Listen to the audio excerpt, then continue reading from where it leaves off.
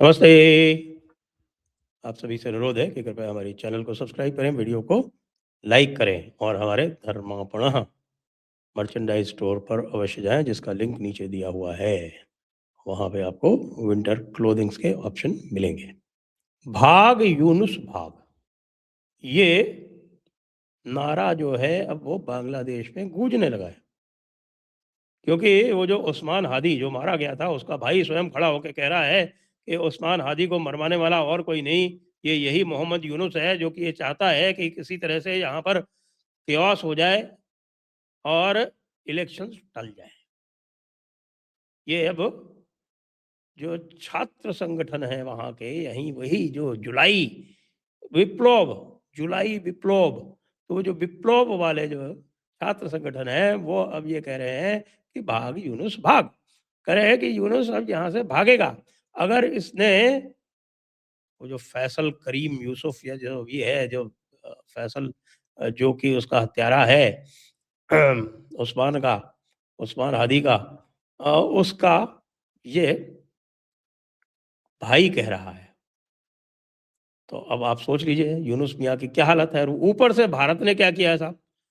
अब मैं आपको ये नक्शा दिखा रहा हूँ, जो आप नक्शा देख रहे हैं। भारत ने क्या किया है कि भारत ने आज एक नहीं, दो नहीं, पूरे तीन ऐसे कार्य कर दिए हैं जिसको देखकर पाकिस्तान की ही नाक से पानी निकल रहा है और कई अन्य स्थानों से भी पानी निकल रहा है, गैस निकल रही है। अब बिल्कुल पूरी तरह से हालात खराब है। क्यों खराब है? क्योंकि भारत ने एक नहीं, जैसा मैंने कहा, दो नहीं, तीन काम किए हैं एक साथ। पहले तो Akash next generation air defence missile जो है, Akash next generation surface to air, SAM जिसको बोलते हैं, आकाश नेक्स्ट जनरेशन का जो लॉन्ग रेंज ट्रायल है, वो किया है आकाश नेक्स्ट जनरेशन का। और ये सब आकाश नेक्स्ट जनरेशन का कल हुआ। और आज ये जो आप लाइन देख रहे हैं यहाँ पर, ये आप, मैं कर्सर चलाऊं, देखिएगा आप, ये जो लाइन है, यहाँ से लेके ये जो पूरी लाइन है, ये जो लाइन आप देख रहे हैं, ये वो लाइन है जो भारत ने 5,500 किलोमीटर का ये नोटैम निकाला था। और इस नोटैम में 5,500 किलोमीटर के नोटैम में इसमें फायरिंग की गई। फायरिंग भी किससे द्वारा की गई? जो हमारी एसएसबीएन है, जो पूरी एसएसबीएन जो 6 बनने वाली हैं, उसमें से 3 बन चुकी हैं, 2 तो इंडक्ट हो चुकी हैं, यानी अरिहंत और अरिघात, और अरिदमन जो है वो इंडक्शन ट्रायल्स में है। तो इसमें से जो दूसरी है, यानी कि अरिघात, उस अरिघात सबमरीन से, एसएसबीएन बोलते हैं जिसको, एसएसबीएन का मतलब होता है न्यूक्लियर पावर्ड सबमरीन, और न्यूक्लियर पावर बैलिस्टिक सबमरीन।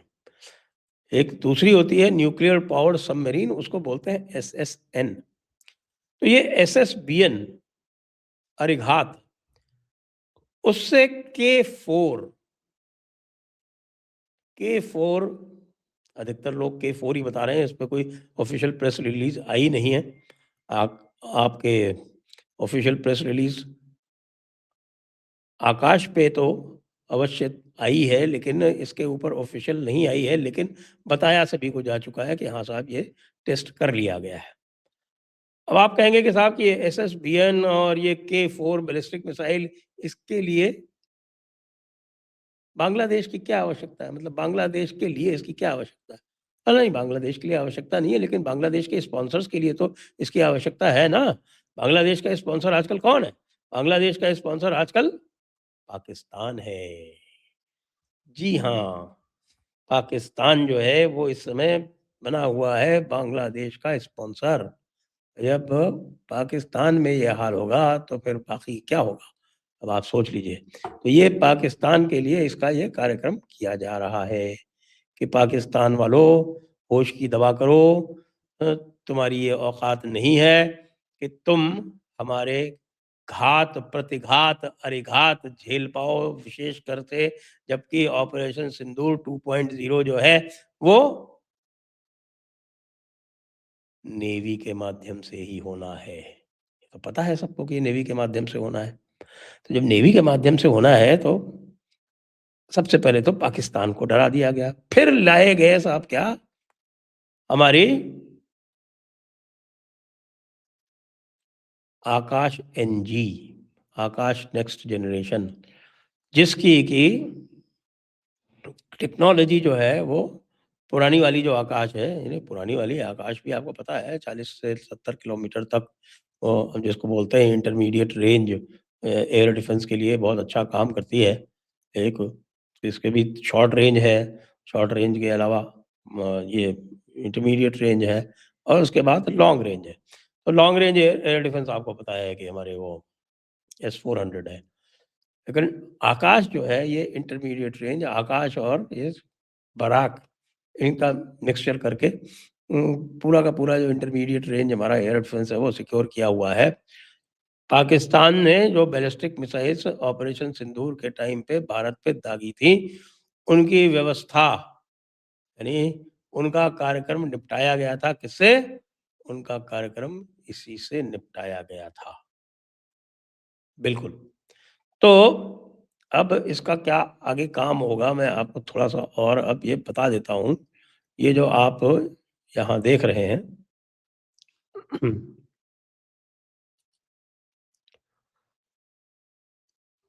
ये मैंने मार्क कर रखा है, ये अब्दुल कलाम आइलैंड है। ये अब्दुल कलाम आइलैंड से ही सारे मिसाइल टेस्ट हुआ करते हैं। लेकिन अब्दुल कलाम आइलैंड से मिसाइल टेस्ट हों, ये आवश्यक नहीं है। जब हम आकाश की बात करते हैं तो देखिए मैं आकाश के लिए आपको यहाँ लेकर आता हूँ। आकाश के लिए मैं आपको सबसे पहले तो ये बता दूँ कि ये जो त्रिपुरा का बॉर्डर है, ये देखें आप, यहाँ से हम मेजर डिस्टेंस करेंगे, ये त्रिपुरा का बॉर्डर है, यहाँ से ढाका की दूरी मात्र 78 किलोमीटर्स है, मात्र 78 किलोमीटर्स है। और आकाश एनजी इसके लिए बहुत ही उपयुक्त है। कैसे? तो आकाश एनजी जो है इसमें ये सॉलिड स्टेट है। जो पहले जो हमारे जो आकाश मिसाइल्स हैं वो रैम जेट पावर्ड है। लेकिन ये जो है ये पूरी तरह से पावर्ड है आपकी सॉलिड स्टेट डुअल पल्स, इसमें टेक्नोलॉजी है। और इसमें एसा सीकर, ओन सीकर्स, ये सब उसमें लगे हुए हैं और उसके कारण ये अत्यंत घातक हो जाती है। अब आप ये देखें कि यहाँ पर हम पहले ही आपको बता रहे हैं कि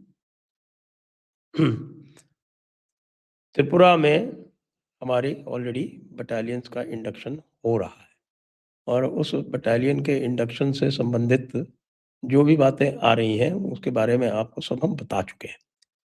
तो ये जो आकाश एनजी है ये 78 किलोमीटर्स आराम से ट्रैवल कर सकती है। इसका मतलब ये हुआ कि जो कोई भी जो कोई भी यहाँ पर उड़ाया जाएगा, किसी भी तरह का जो हवाई जहाज़ ढाका के ऊपर से उड़ेगा, वो हमारी आकाश मिसाइल उसको वहीं इंटरसेप्ट कर लेगी। यानी आकाश मिसाइल के तैनाती से ये जो ढाका का जो आपका एयरफ़ील्ड है, ये बेकार हो गया। इसका अब कोई काम नहीं है। तो ये डायरेक्ट भाग यूनुस भाग में ये काम आएगा। तो भाग यूनुस भाग में इसका काम आने वाला है। दूसरा जो काम आने वाला है, वो मैं आपको बताऊँ कि कहाँ काम आने वाला है। ये आप ये देख सकते हैं, ये मैंने लाइन खींच दी। बाकी वो पुरानी बातें हो गई, जिसको मैंने बताया कि साहब कि ये तितलिया कॉरिडोर है। एक ये आप यहाँ से काट देंगे और ये आप यहाँ से काट देंगे, ये इनके अलग-अलग नेक्स हैं जिनका कार्यक्रम पूर्ण हो जाएगा। लेकिन साथ में इनके जो सीआईए वाले हैं और जो इनके अमेरिका वाले हैं, उनको भी मैसेज दे दिया गया। आज इसरो ने 6 टन की एक सैटेलाइट लॉन्च की। 6 टन की सैटेलाइट लॉन्च करने की कैपेसिटी आज से पहले तक या तो नासा के पास थी और या फिर यूरोप के पास थी। यूरोपियन स्पेस प्रोग्राम है, उसके पास है। तो यूरोपियन स्पेस प्रोग्राम और नासा दोनों को आज ये बता दिया गया कि भाई साहब, आप अकेले नहीं हो, हम भी हैं और हम अब ये क्षमता रखते हैं कि हम हर प्रकार से यूनुस को भगाने में मदद कर सकते हैं। आप भी निशा खातिर रहो। हम आपकी जो कम्युनिकेशन जो आपने स्पेक्ट्रम बना रखा था या कम्युनिकेशन की कॉन्स्टलेशन जो बना रखी थी जिसकी आप लाभ दे सकते हो, तो अगर ये बांग्लादेश को आप लाभ दोगे भी तो उसका कोई लाभ वो उठा भी नहीं सकता। उसके पास कोई ऐसी कैपेसिटी नहीं है। अगर आप उसकी कैपेसिटी बिल्ड करने जाओगे तो उसमें लग जाएँगे कम से कम 10, 15, 20 साल और इकोनॉमी तो उसकी ध्वस्त हो ही चुकी है, वो आप लोगों के कारनामों से। तो ये 3-4 चीज़ें साथ में ये डेवलपमेंट हुए हैं और इसका जो इम्पैक्ट होने वाला है वो ये है कि आप अगले कुछ दिनों में मियाँ यूनुस को वहाँ से भागते देखोगे और कंगलों को भारत के सामने एक बार फिर से गिड़गिड़ाते देखोगे। जय हिंद, जय भारत, वंदे मातरम।